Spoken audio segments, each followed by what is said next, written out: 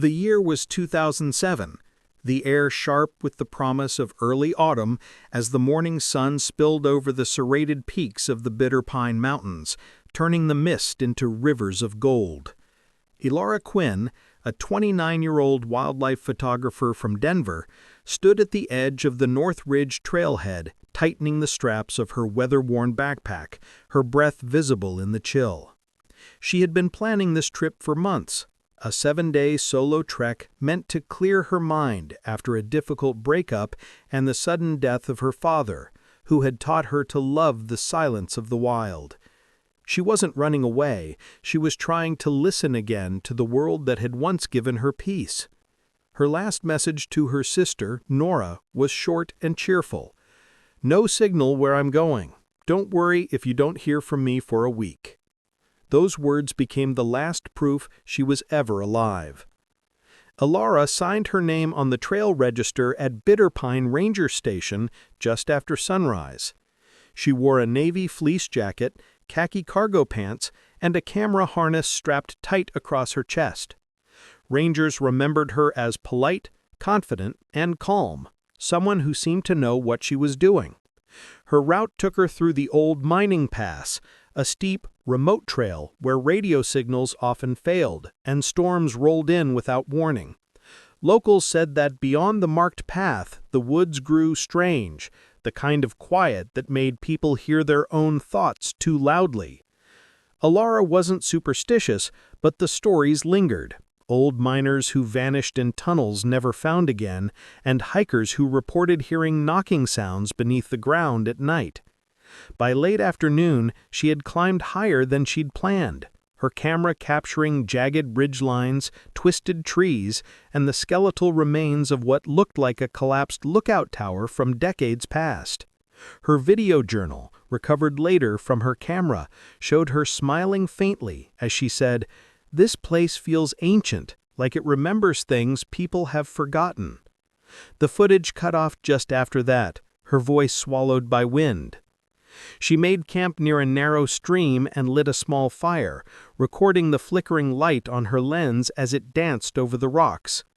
There was something strange in the distance, a glimmer between trees, maybe metal, maybe just the reflection of her own campfire. She wrote about it in her journal that night. "Saw light near the ridge, looked like a window, maybe an old outpost." No such structure appeared on any official map. The final entry on her camcorder, time-stamped October 12, 2007, was just 13 seconds long. The video showed her face in the dim cabin light, her breathing uneven, her eyes darting toward the door. Then she whispered, "Someone's outside," and the screen went black. Elara Quinn never came home. When Elara Quinn failed to return from her solo trek through the Bitter Pine Mountains, her sister Norah waited 3 days before calling the ranger station, assuming Elara had simply gone deeper off-grid, as she often did. But when her car was still found parked neatly beside the trailhead with frost dusting its windshield and her spare keys lying in the glove compartment, something felt immediately wrong. The Rangers organized a small search team, joined by a few volunteers from a nearby town called Ashband, most of them hunters and hikers who knew the terrain. The morning the search began, the mountains wore a strange quiet, the kind that made every crunch of snow underfoot sound louder, as if the forest itself was listening. They started from the registered route, following the markings she'd logged, and after hours of hiking, they found her tent still standing, the fabric stiff from the cold, her sleeping bag inside untouched, her journal and camera case missing. Near the tent was a half-burned fire, suggesting she had left early that morning and hadn't expected to be gone long. There were faint boot prints leading north, away from the camp and into thicker forest where the trees grew close enough to block sunlight. As the team followed, the prints began to fade under a thin layer of snow. Around midday, one of the volunteers, a man named Henry Cole, noticed a slanted depression ahead that looked like an old collapsed structure. When they approached, they found the same cabin Elara had recorded, half-rotten, leaning against the mountain slope, the door hanging loosely on one hinge. Inside, the air was thick with the scent of decay and earth. The rangers' flashlights cut through the darkness, revealing an overturned chair, a rusted lantern, and on the far wall, a map drawn in charcoal, the same one Alara had filmed, marked with symbols, and that same unsettling circle labeled P6. What none of them could explain, however, was the faint warmth of the floor near the back wall, as if something beneath the wooden boards still held heat. They pried one plank loose, but found only dirt. Still, several of them swore they felt a vibration underfoot, a deep, slow hum that disappeared as soon as they stopped moving. A few hundred feet beyond the cabin, the search dogs reacted violently, barking and clawing at the snow near a cluster of rocks. Beneath it, the team uncovered fragments of fabric and a cracked lens from a camera. The serial number later confirmed it belonged to Alara. There was no sign of her, no body, no blood, only the impression that she had stood there, paused, and then walked straight toward the ridge before vanishing completely.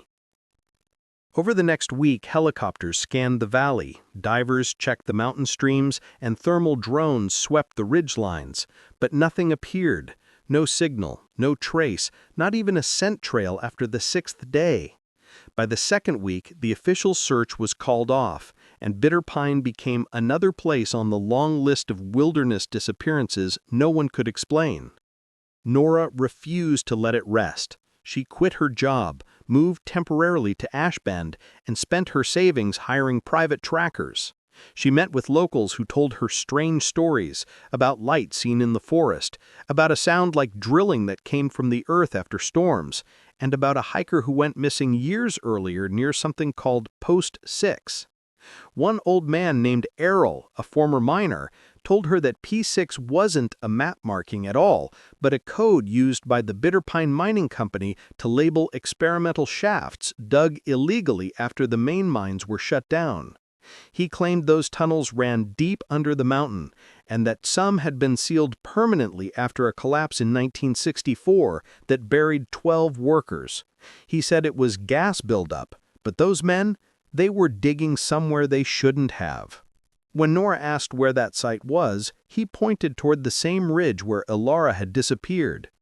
Over the next month, Norah made repeated trips into the forest with guides and thermal scanners, but every time she approached the area near the cabin, her equipment failed. Batteries drained, compasses spun erratically, and the ground itself seemed to echo beneath her boots. One afternoon in late December, she ventured alone and reached the shelter again, this time filming with a handheld camcorder. The footage later found on her memory card showed the cabin unchanged except for one detail. On the wall beside the map, someone had written a date in charcoal, October 12, 2007. The same day Alara's final recording had ended. The writing was faint but fresh, as if drawn recently. She called out her sister's name into the silence, and the only reply was the wind sweeping through the broken boards. When Norah brought the footage to the authorities, they dismissed it as vandalism, likely done by curious hikers. But she knew it wasn't random. Something about the precision of that date and the untouched state of the cabin made her certain someone, or something, had been there after the official search ended. In spring 2008, after heavy snowmelt caused a landslide near the upper ridge, new terrain was exposed, a steep drop revealing the mouth of what looked like an old mining shaft hidden beneath layers of debris. A broken sign lay beside it, half buried, with faded red paint spelling the words Post 6. When spring arrived and the snow finally released its hold on the Bitter Pine Mountains, Norah Quinn stood at the base of the ridge, staring at the gaping wound that the landslide had torn open. The air was damp and heavy with the scent of soil and pine sap, and water trickled down the exposed rock face into a dark opening that yawned like a mouth. It wasn't large, barely wide enough for a person to crawl through, but painted faintly above the entrance were the letters P6, faded but unmistakable. For months, Norah had chased rumors, gathered maps, and listened to the tired voices of rangers who warned her not to go digging into the past. But now that she stood there, she understood that no one else would look for her sister if she didn't.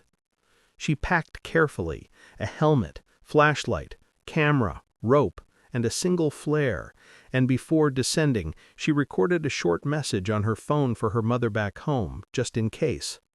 "If I don't come back, at least you'll know where I went." Then she crouched low and disappeared into the shaft. Inside, the air grew colder by the step, carrying the sharp, metallic tang of rust and stone. The tunnel sloped steeply, the floor uneven, with narrow beams of rotted wood holding the ceiling just high enough to crawl under. The light from her flashlight wavered over markings on the wall, numbers, tally marks, and faded initials scratched into the rock. Some looked decades old, others seemed more recent, the edges still sharp. Water dripped steadily from somewhere deep ahead, echoing like a slow heartbeat. After nearly 30 minutes of careful descent, the tunnel widened into a small chamber where rusted mining tools lay scattered among collapsed beams. Norah paused to catch her breath, brushing dust from an old metal plate bolted into the wall. Faintly visible beneath the corrosion were words stamped in capital letters: "Property of Bitter Pine Mining Company, Test Site 6. Her flashlight flickered, and in the beam's edge she noticed something half buried under loose earth, a piece of fabric, pale and torn, wrapped around what looked like the strap of a camera harness. Her hands trembled as she brushed away dirt, revealing the cracked frame of a DSLR camera. It was corroded, but the serial number was still legible, the same model Ilara had taken with her. She felt her throat tighten, her pulse quickening with the mix of dread and relief that came from knowing she was closer than ever. She slid the camera into her bag and continued deeper. The tunnel bent sharply to the left and descended again into a section that smelled stronger, almost chemical, the walls glistening as if coated with oil. Here the structure changed. Concrete replaced stone, and metal pipes lined the corridor, evidence that this wasn't a simple mine, but some kind of research extension. On one side, she saw a small rusted door wedged open. She forced it wider and stepped into a low room where filing cabinets stood toppled and a table held glass jars filled with murky residue.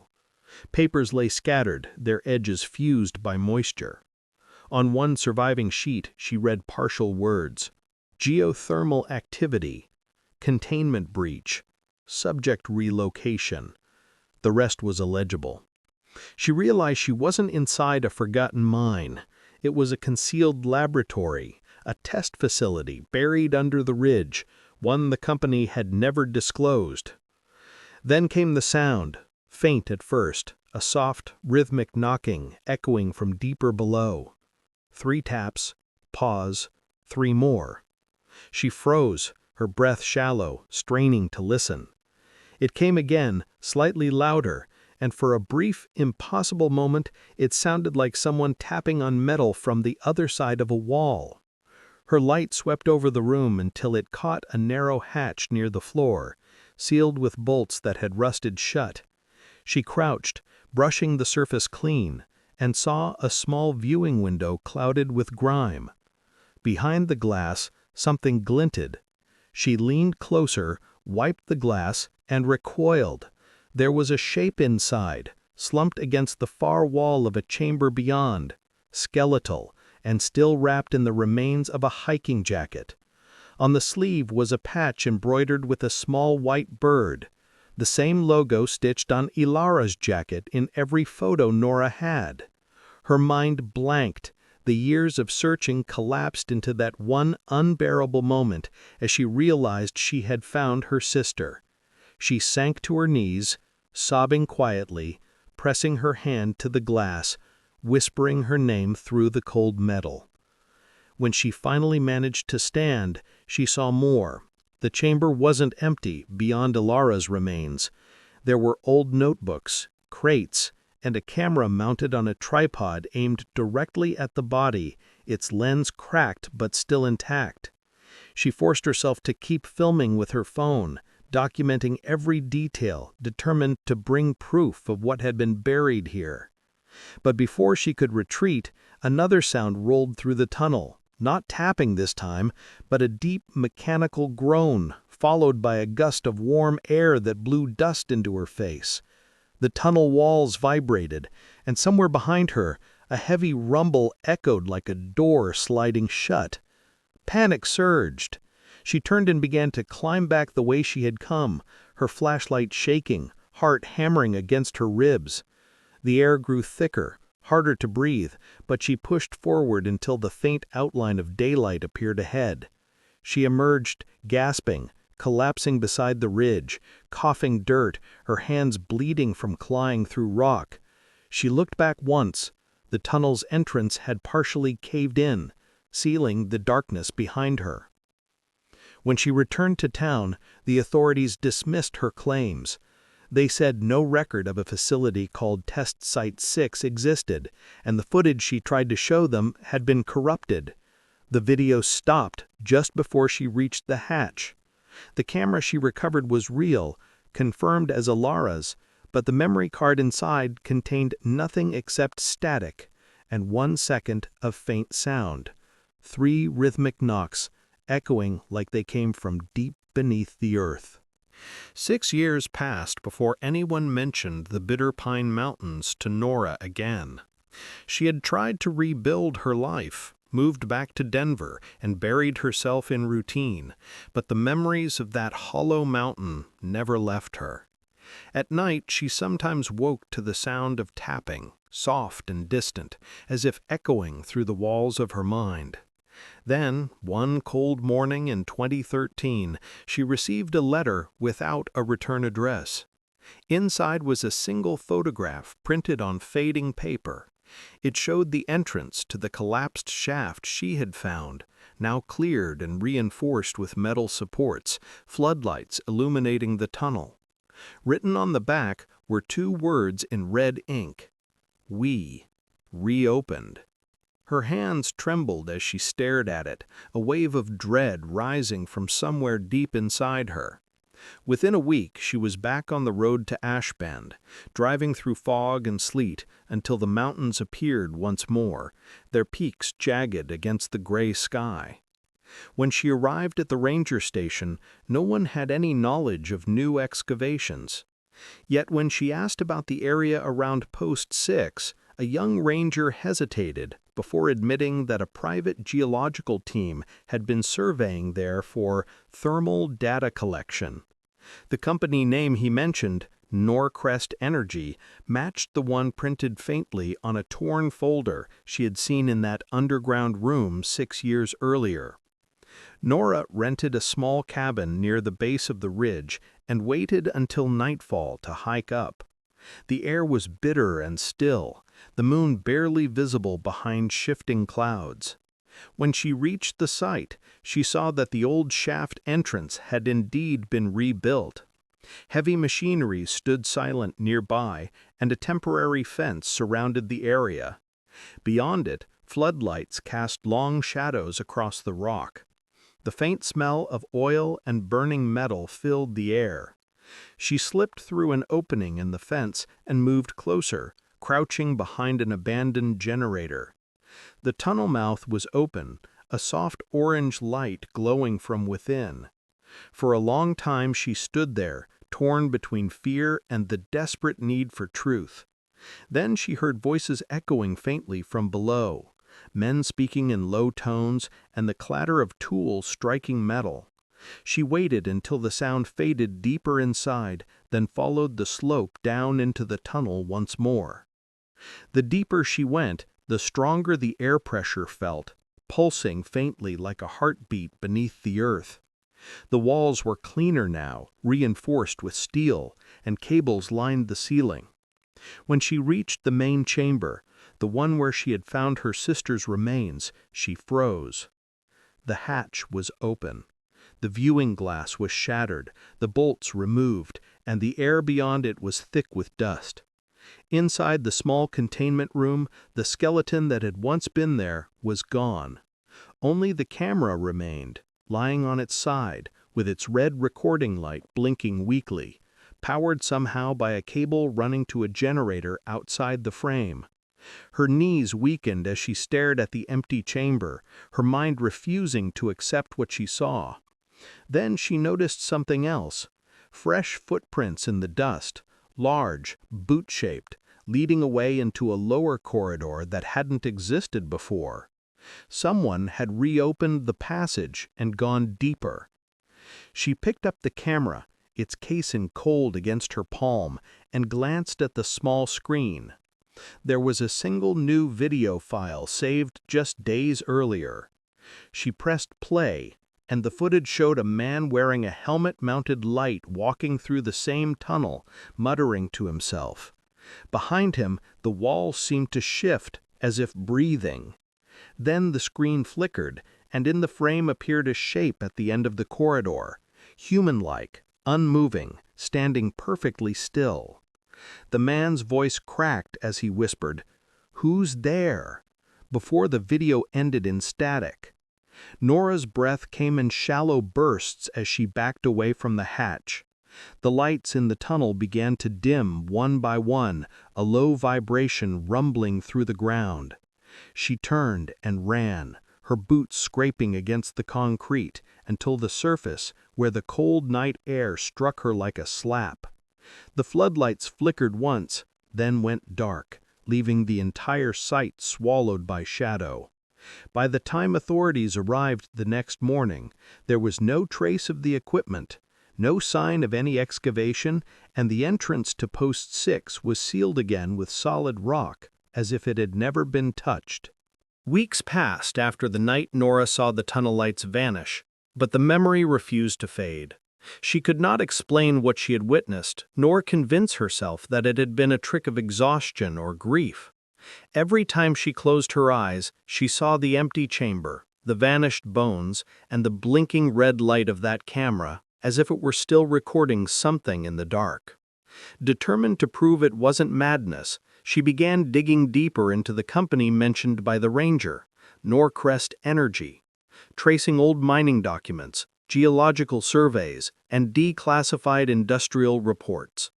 Her search led her to an article from 1971 about a government-funded geothermal project beneath Bitterpine Ridge, discontinued after unidentified seismic instability. The supervising corporation named in the file had since rebranded as Norcrest. It wasn't about mining, it was about heat and resonance, testing underground energy channels, possibly even seismic manipulation. They had buried their experiments after the collapse, hiding the evidence under the guise of an environmental hazard. And somewhere in those tunnels, her sister had wandered into what they left behind. Norah's next breakthrough came from a retired Norcrest engineer living in a nursing home 2 states away. The man, frail and bitter, refused to talk at first, but when she mentioned Post 6, his expression changed. He admitted that the site had been a containment project, not for radiation, but for vibration. The mountain was alive in a way we didn't understand. Frequencies down there drove men insane. He said the experiment was meant to harness geothermal resonance for power, but the frequencies had a pattern, a pulse that mimicked human rhythm. When they drilled too deep, the echoes started coming back, not as sound, but as a response. "We sealed it," he said with a trembling voice, "because we didn't want it answering anymore." Norah left the facility shaken. The man's final words burned into her mind. "You don't open a wound that never heals." Despite his warning, she returned to Bitterpine one last time. It was late autumn 2013, the first snow dusting the trees, the air thin and brittle. She hiked alone to the ridge, following the old path past where the cabin once stood. Only fragments of wood and rusted nails remained, half swallowed by moss. But there was something new, a depression in the ground, faint but distinct, like the start of another landslide. Kneeling, she brushed away loose earth until her hand struck metal, a vent pipe, the kind used in underground chambers to release pressure. Warm air hissed faintly from it, carrying with it a deep, rhythmic sound. 3 slow pulses, Pause. 3 more. Her chest tightened as she realized it wasn't machinery. It was the same pattern from the corrupted recording. Her sister's last message had that same rhythm. Without meaning to, she whispered, "Ilara?" And the sound stopped. For several long seconds, there was nothing, only the wind scraping through dry branches, and then a single hollow knock answered from below. Panic and grief collided inside her. She stumbled back, shaking, half convinced she had imagined it, half knowing she hadn't. Pulling out her phone, she began recording, narrating in a trembling voice what she was hearing. "There's something under the ridge and it's breathing. The air is warm and the sound, it knows I'm here." The wind picked up sharply, snow swirling through the trees, and the ground beneath her boots trembled. Then, from the forest behind her, a light flickered, pale, unsteady, like the beam of a headlamp. She turned, calling out, but no one answered. The light moved closer, weaving between trees until it stopped a few feet away. In its glow, she saw a figure, a woman, hair tangled, face pale, wearing a navy fleece jacket with a white bird stitched on the sleeve. Her heart seized. "Ilara," she whispered, taking a step forward, but the figure didn't move. It stood perfectly still, eyes dark, expression unreadable, as if carved from the shadows themselves. Then, as suddenly as it had appeared, the light went out. By the time rescuers arrived 2 days later, they found Norah's car parked at the trailhead, her footprints leading into the forest and stopping near the collapsed ridge. Her camera lay half buried in snow, recording light still blinking. On the footage recovered, her voice was faint but steady. "If anyone finds this, don't dig here.